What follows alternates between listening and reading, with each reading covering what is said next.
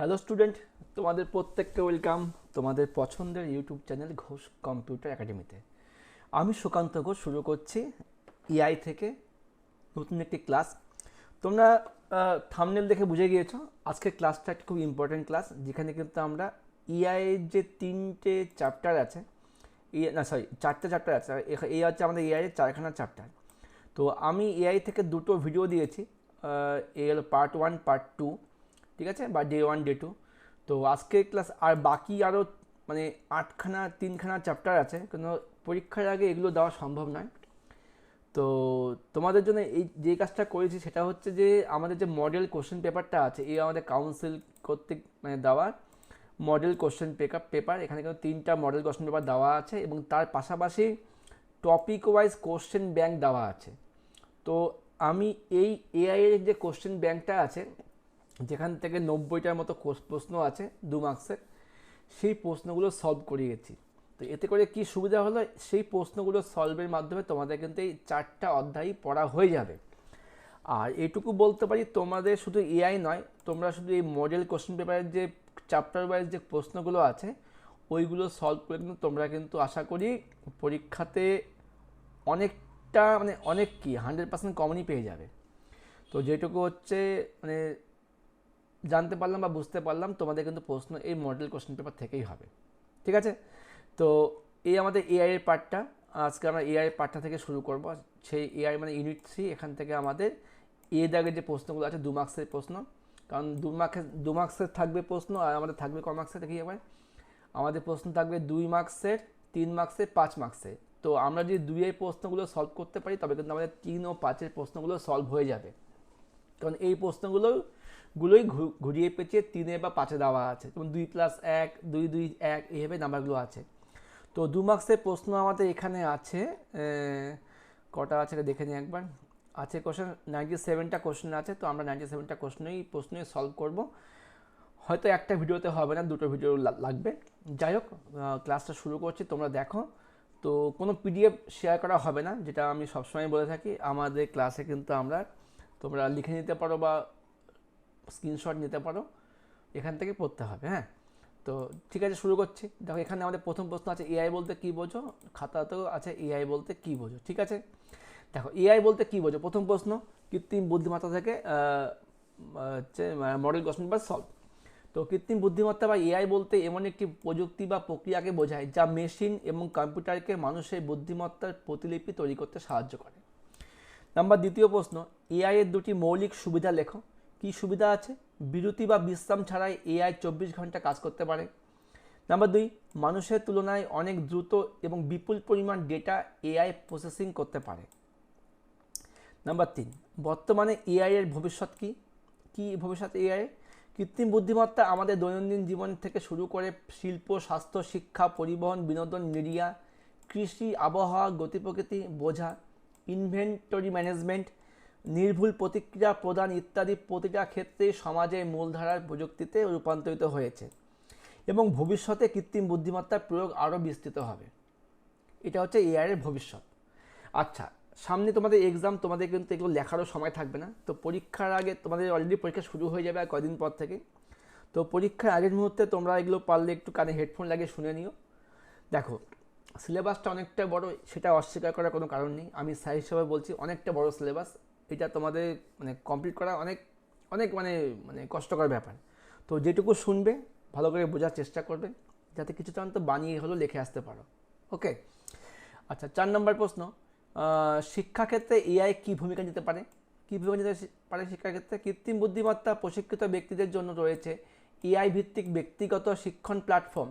এখানে ভার্চুয়াল শিক্ষক ও e learning দ্বারা ছাত্রদের সমস্ত রকম সমস্যার সমাধান করা হয়ে থাকে। 5, এআই এর গুরুত্ব লেখো।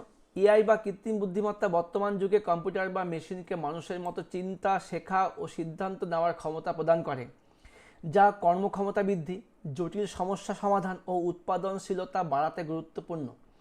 এটি স্বাস্থ্যসেবা, ব্যবসা, শিক্ষা ও পরিবহনের মতো ক্ষেত্রে নিখুঁত ফলাফল, ঝুঁকি হ্রাস এবং উদ্ভাবনী সমাধান নিশ্চিত করে। এই হচ্ছে শিক্ষাক্ষেত্রে এআই গুরুত্ব। 6 নম্বর প্রশ্ন দেখি আমরা। 6 নম্বর প্রশ্ন এখানে কী ছিল? এআই কোন কোন কাজে বুদ্ধিমত্তার পরিপূরক হিসাবে কাজ করতে পারে। দেখে নিই আমরা এখানে। দেখো এআই কোন কোন কাজে বুদ্ধিমত্তা পরিপূরক হিসাবে কাজ করতে পারে, যেমন গুগল ট্রান্সলেটে কাজ করতে পারে, টেসলাতে কাজ করতে পারে, চ্যাট জিপিটি, এই সমস্ত ক্ষেত্রে কিন্তু এআই মানব বুদ্ধিমত্তার বিপরীত হিসাবে কাজ করতে পারে।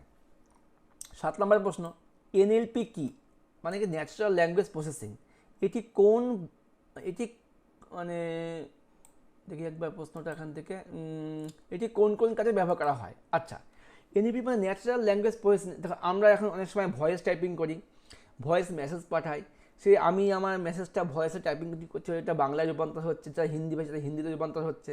তো এই কাজটা কিন্তু এআই ভিত্তিক হচ্ছে, এটাই হচ্ছে ন্যাচারাল ল্যাঙ্গুয়েজকে প্রসেস করছে। ন্যাচারাল ল্যাঙ্গুয়েজ প্রসেসিং বা এনএলপি হলো এআই এবং কম্পিউটার বিজ্ঞানের একটি শাখা। এই প্রযুক্তির মূল লক্ষ্য হলো কম্পিউটারকে মানুষের ভাষা বুঝতে, ব্যাখ্যা করতে এবং তৈরি করতে সাহায্য করা। এটি sentiment analysis, machine translation, speech recognition, virtual assistant, চ্যাটবটে ব্যবহার করা হয়।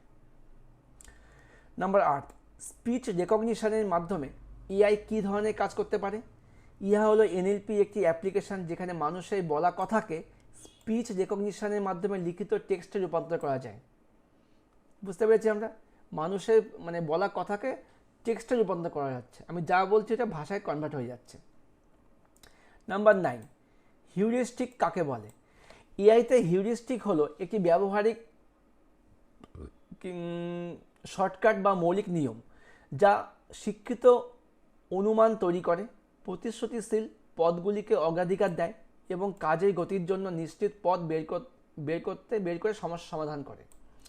বিশেষ করে যেখানে জটিল পরিস্থিতিতে সম্পূর্ণ অনুসন্ধান অসম্ভব, সেখানে এটি কাজ করে। যেমন আনুমানিক খরচ কত হবে, পথগুলিকে মানে কোন পথে গিয়ে গেলে আমি তাড়াতাড়ি পৌঁছতে পারবো, ইত্যাদি। পরের প্রশ্ন, এআই এর ভূমিকা উল্লেখ করো। কি আছে ভূমিকা? Risk detection.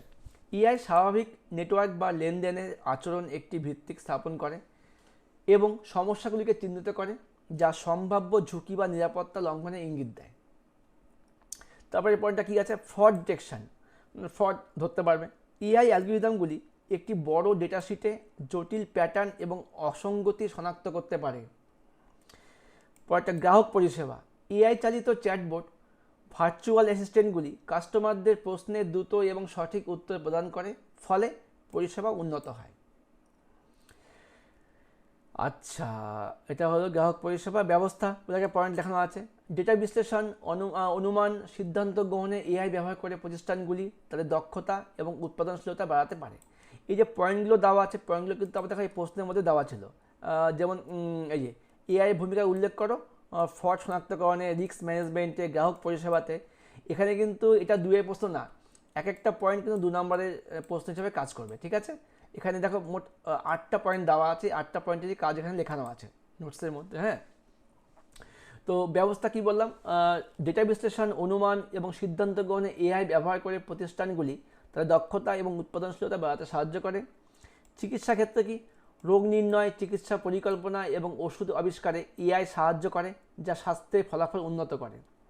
নাম্বার 6, কৃষিক্ষেত্রে ফসলের স্বাস্থ্যের উপর নজর রাখা, জলের প্রয়োজনীয়তা অনুমান করা এবং কীটপতঙ্গ নিয়ন্ত্রণ ব্যবস্থাপনায় এআই প্রযুক্তি ব্যবহার করা হয়।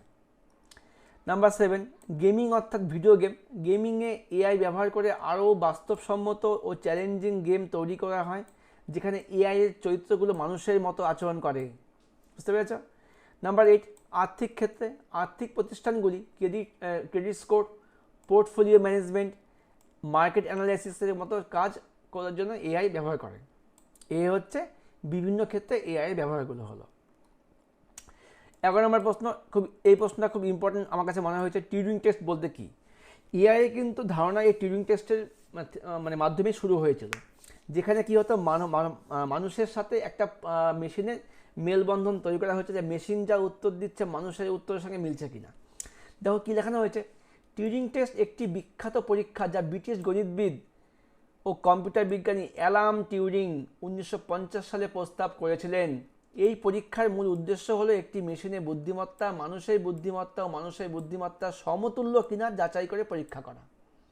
এই প্রশ্নটা কিন্তু ইম্পর্টেন্ট আছে। আচ্ছা, নাম্বার 12, এআইয়ের উপর কাজ করার জন্য কোন কোন বিজ্ঞানী নোবেল পুরস্কার পেয়েছিলেন? আচ্ছা, এটা আমাদের বই থেকে আছে, আমি এটা পরে বলবো বা পরেও একবার লেখানো আছে। হ্যাঁ, আচ্ছা, মোদ্দা কথা এটার উত্তরে কী হবে, এআই এর ওপর কোনো নোবেল পুরস্কার আজ অবধি পাওয়া যায়নি। তো অন্যান্য ক্ষেত্রে নোবেল পুরস্কার দিয়েছে, কিন্তু এআই এর উপরে কোনো নোবেল পুরস্কার দেওয়া হয়নি। ঠিক আছে। আচ্ছা, তো তোমরা এটা একবার মানে গুগলে সার্চ করতে পারো বা চ্যাট জিপিটিতেও করতে পারো, দেখতে পারো সেখানে কি অ্যান্সার দিচ্ছে। এবার পরের প্রশ্ন, চ্যাট জিপিটি কি? দেখো, চ্যাট জিপিটি বলতে বলতে হাজির হয়ে গেল চ্যাট জিপিটি। কী লেখা আছে? ইয়া হলো ওপেন এআই প্রোডাক্ট, যেটি একটি জনপ্রিয় জেনারেটিভ এআই প্ল্যাটফর্ম। এটি শিক্ষার্থীদের এবং শিক্ষকদের বিভিন্ন ধরনের সাহায্য, যেমন তাদের লেখা, প্ল্যানিং, থিঙ্কিংকে বিভিন্নভাবে সাহায্য করে। পরের প্রশ্ন, এআই এর ইতিহাসে ইউনিমেট ও এলিজা এর গুরুত্ব কী? 14 নম্বর প্রশ্নটা কী আছে এখানে? ইউনিমেট ও এলিজা এর গুরুত্ব কী? এটা কিন্তু একটা চ্যাটবোর্ড। ঠিক আছে।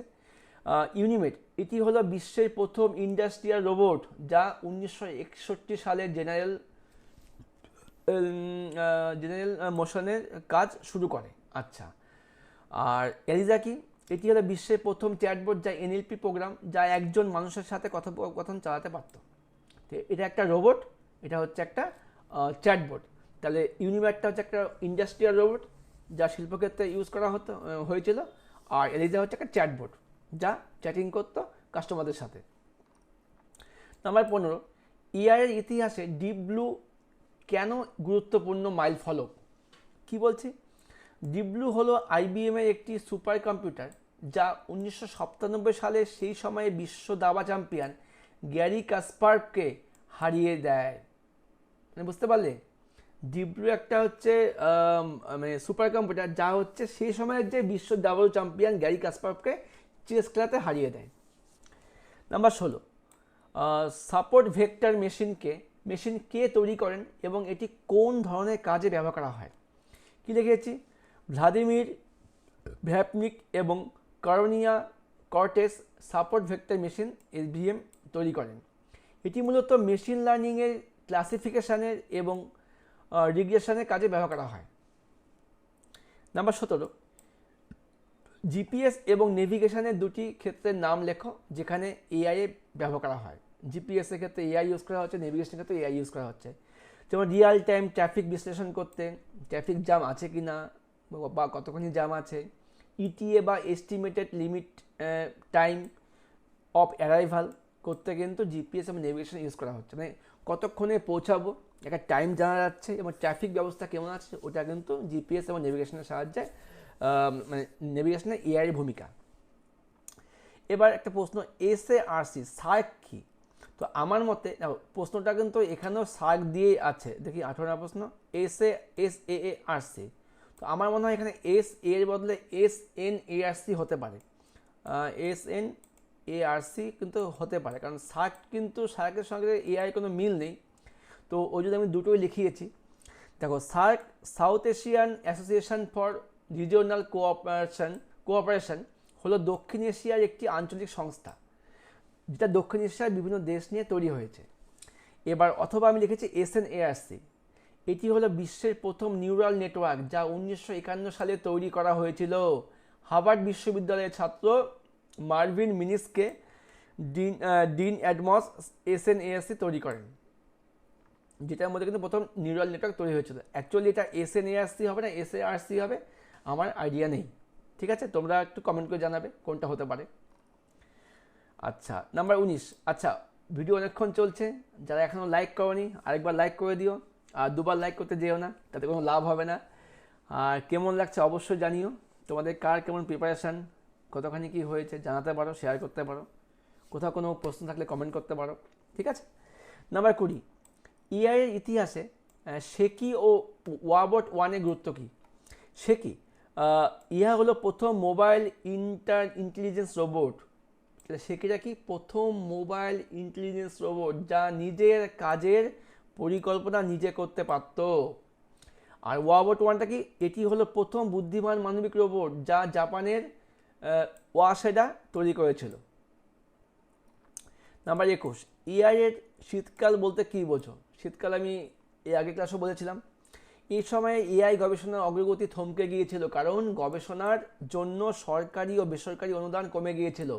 মানুষের আগ্রহ হ্রাস পেয়েছিল, যেমন 1974 থেকে 1980 আবার 1987 থেকে 1993।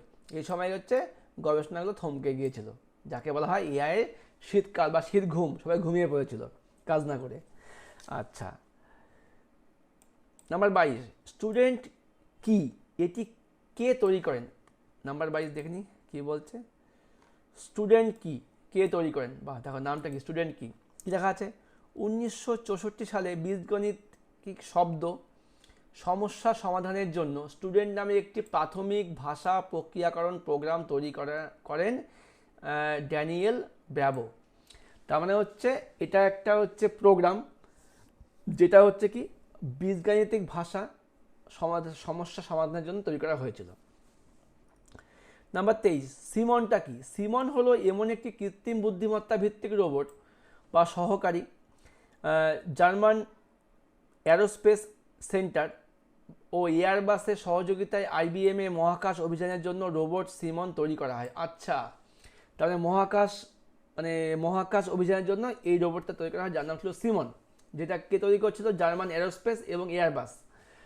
এটি মহাকাশ স্টেশনে মহাকাশচারীদের কাজ সম্পাদনে সহায়তা করে। এআই চালিত রোবোটিক্স এর বিশেষ ক্ষমতা প্রদর্শন করে। তার মানে এটা একটা এআই চালিত রোবট, যেটা হচ্ছে মহাকাশ গবেষণায় বা মহাকাশচারীদেরকে অনেক সাহায্য করেছিল, যেটা তৈরি করেছিল জার্মান অ্যারোস্পেস এবং এয়ারবাস। নাম্বার 24, 2016 সালে গুগলের তৈরি কোন মেশিন কাকে কোন খেলায় পরাজিত করছিল? এই যে গুগলের তৈরি অ্যালফাগো দক্ষিণ কোরিয়ার বিশ্বখ্যাত জিও প্লেয়ার লি সেডলকে পরাজিত করে ইতিহাস তৈরি করেছিল। তার মানে কি এআইটার নাম হচ্ছে অ্যালফাগো, যেটা দক্ষিণ কোরিয়ার বিশ্বখ্যাত জিও প্লেয়ারকে জিও প্লেয়ার নাম ছিল লি সেডল, তাকে হারিয়েছিল।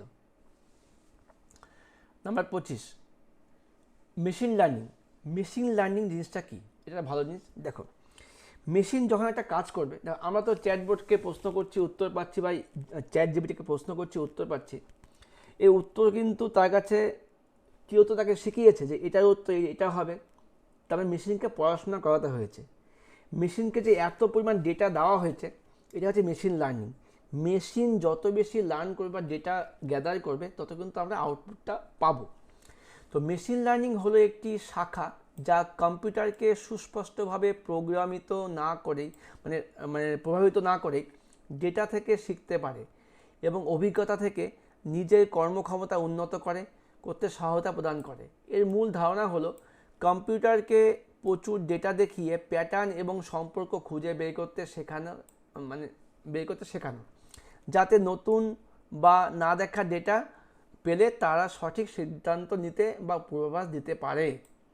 তার মানে একে এত পরিমাণ ডেটা দেওয়া হয়েছে যাতে সে সেখান থেকে ডেটাগুলোকে চিনতে পারে এবং উত্তর বলতে পারে। নাম্বার 26, বাস্তব জীবনে মেশিন লার্নিংয়ের দুটি প্রয়োগ উল্লেখ করো। ভালো প্রশ্ন। দেখো, ফ্রড ডিটেকশন, ক্রেডিট কার্ড কোম্পানিগুলি মেশিন লার্নিংয়ের মডেল ব্যবহার করে গ্রাহকদের লেনদেন প্যাটার্ন বিশ্লেষণ করে প্রতারণামূলক লেনদেনকে শনাক্ত করতে পারে। তবে কি আছে, পণ্যের সুপারিশ, অনলাইন শপিং সাইটগুলি কোনো ব্যক্তির পূর্ববর্তী কেনাকাটা এবং ব্রাউজিংয়ের ইতিহাসের উপর দেখে তাকে নতুন কেনার সুপারিশ করে। মানে তুমি যেগুলো পণ্য আগে থেকে কিনতে বা বারবার কিনেছো, তখন অটোমেটিক তোমাকে কিন্তু ওগুলো ছবিগুলো দেখানো হয় যে তুমি আবার এটা কিনতে পারো।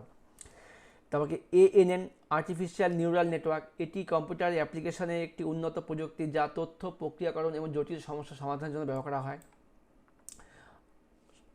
ও আচ্ছা, এটা কিন্তু আমাদের 27 নম্বর প্রশ্ন। তো বাস্তব জীবনে মেশিন লার্নিংয়ের প্রয়োগ ছিল দুটো, আমাদের ফ্রড ডিটেকশন এবং পণ্যের সুপারিশ। আর 27 নম্বর প্রশ্ন হচ্ছে আমাদের ANN বা আর্টিফিশিয়াল নিউরাল নেটওয়ার্ক কী। আচ্ছা, ওদের বলছে NNM কি। নিউরাল নেটওয়ার্ক মডেলটা কি? নিউরাল নেটওয়ার্ক মডেল বা ডেটা থেকে প্যাটার্ন বা নিয়ম খুঁজে বের করতে পারে। এটি প্রধান 3টি লেয়ার নিয়ে তৈরি: ইনপুট লেয়ার, হিডেন লেয়ার এবং আউটপুট লেয়ার। ঠিক আছে। নাম্বার 29 প্রশ্ন, এআই এর কয়েকটি সাব ফিল্ডের উদাহরণ দাও। এআই এর সাব ফিল্ডগুলো কী কী আছে? মেশিন লার্নিং আছে, ডিপ লার্নিং আছে, তবে ন্যাচারাল হবে।